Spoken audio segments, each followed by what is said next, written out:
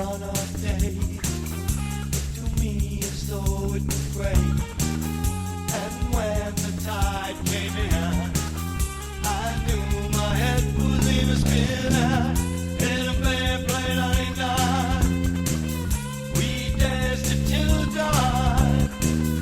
We heard a delightful sound, and the people were gathered round. I heard them say, and I heard them play.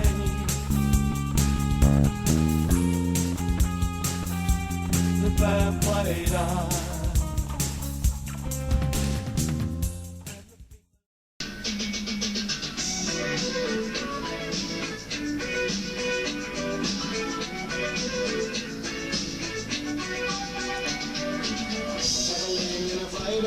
Hi folks, alright, we're in Australia today looking at something called the Gympie Pyramid.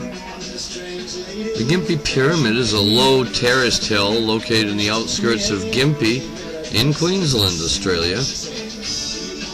Probably created by European immigrants in the late 19th or 20th century. At least that's what the current scientific community says. Now, this land feature is subject to some speculation.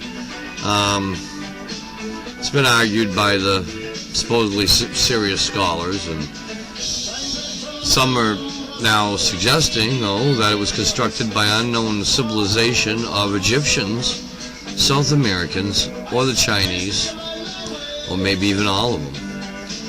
Rex Gilroy claims that he discovered the Gympie Pyramid in 1975 and claimed that the pyramid was created by Egyptians who had mining operations in Australia centuries ago. With all the gold they had, it was always been a conundrum. They were always asking where they got it. Some said Solomon mines, and well, anyway. With bases, they had bases of operation reaching as far as the Blue Mountains in the New South Wales. In his article on the subject, Anthony Wheeler writes, "It seems that a terraced hill was claimed to be a pyramid on the basis of a nearby stone wall around a church being of unusual construction. Supposed local legends and taboos that warned against intrusion into the pyramid area. Now, the predominance in the area of a cactus of South or Central America origin, a statue called the Iron Man or Gympie ape of non-Aboriginal manufacture was found nearby, and some crude inscriptions on a stone block that was dug up in the area." Now, Wheeler notes that an amateur archaeologist, Marilyn Pye, became convinced that the pyramid and other features were evidence of ancient settlement in Australia by the Incas of South America. While Pye argues the pyramid is of Incan origin, Gavin Menzies states that it is a direct and persuasive evidence of the Chinese visits to Australia, and that its size, height, and shape are typical of Ming Dynasty observation platforms. And it would have been wholly logical for the Chinese to build observatories to determine precisely the location of the phenomenal riches they had discovered. Now, Wheeler argues that the claims of an extraordinary origin for the pyramid are unfounded. He writes, "The facts are probably that the Gympie Golden Pyramid is actually an ordinary hill terraced by early Italian immigrants for viticulture that has been disfigured by erosion and the removal of stone from the retaining walls for use elsewhere.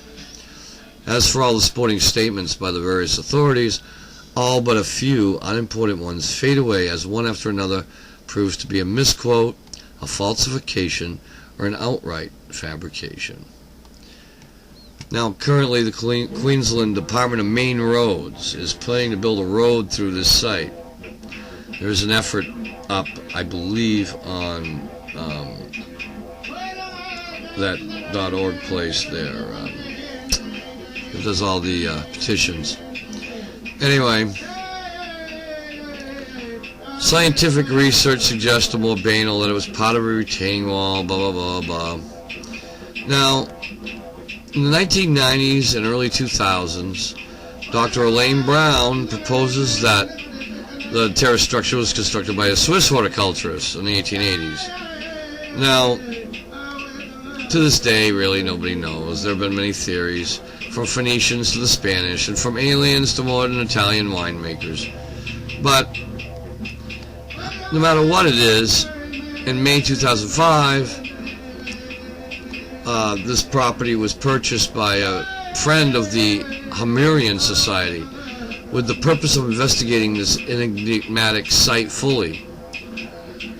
They're going to put it under a whole bunch of different tests using various methods. They currently have among their members and associates, geologists, archaeologists, geophysicists, and many talented researchers. It is hoped that an in-depth investigation will shed some light on this mysterious site and perhaps give some answers to the questions of who built it and why. Now, this is private property. It's not open to the public. However, bona fide researchers are welcome to contact the Society, and they will share all their research with them. Now, at the height of this pyramid's popularity, a lot of debate raged throughout the community with the sanity of many of the involved peoples being questioned. There are many instances where public divisions were so great over the pyramid theories that some property owners in the vicinity of the site took matters into their own hands against speculators. Stories surfaced of treasure seekers and souvenir hunters ravaging the pyramid site with picks, shovels, and even a bulldozer or two. Vandals went berserk. Souvenir hunters had a field day. Shovels and even a bulldozer. Okay, so anyway, even spiritual cults practiced ritual sites at midnight and on the full moon. It was sensationalism, of course.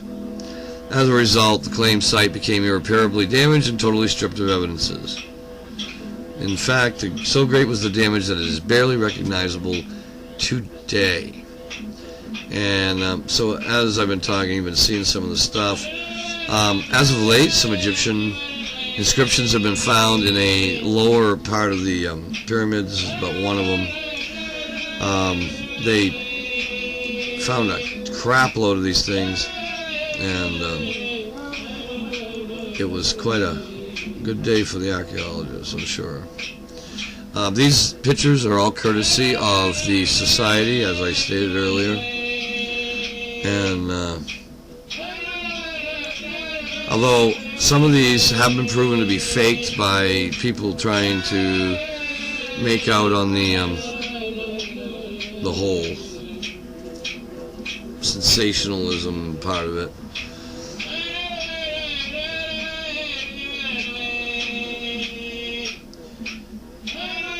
Uncanny. Here's how it would be set up if there's a lot of speculation. You've seen the air shots, and it's obviously not an Italian architect or Italian winemaker or any kind of farmer doing anything. It's definitely there for some kind of solar observance. The music you're hearing in the background is the Aboriginal music, blowing in a big stick. So, and what you just saw with more hieroglyphs.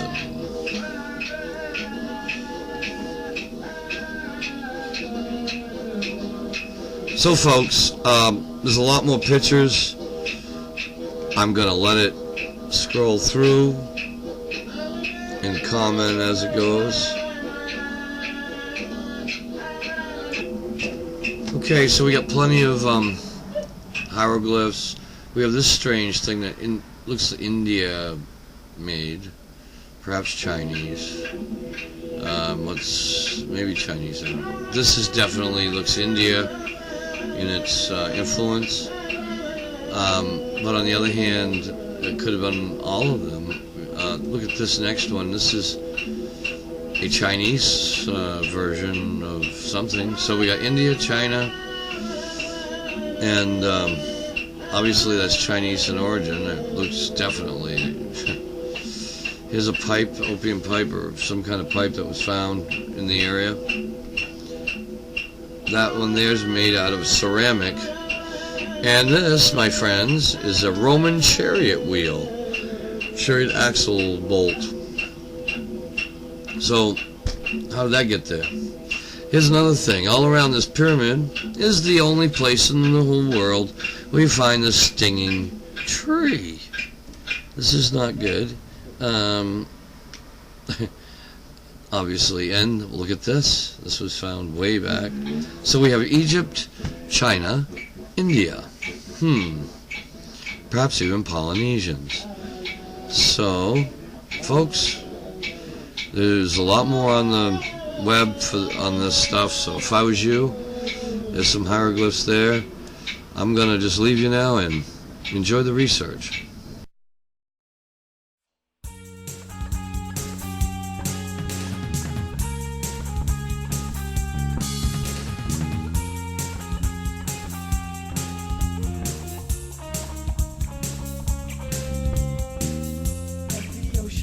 Dawn of day looked to me as though it was gray. And when the tide came in, I knew my head was in a spin.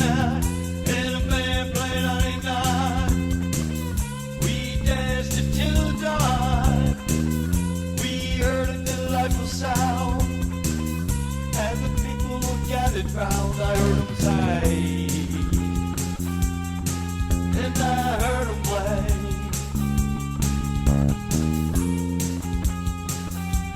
The band played on.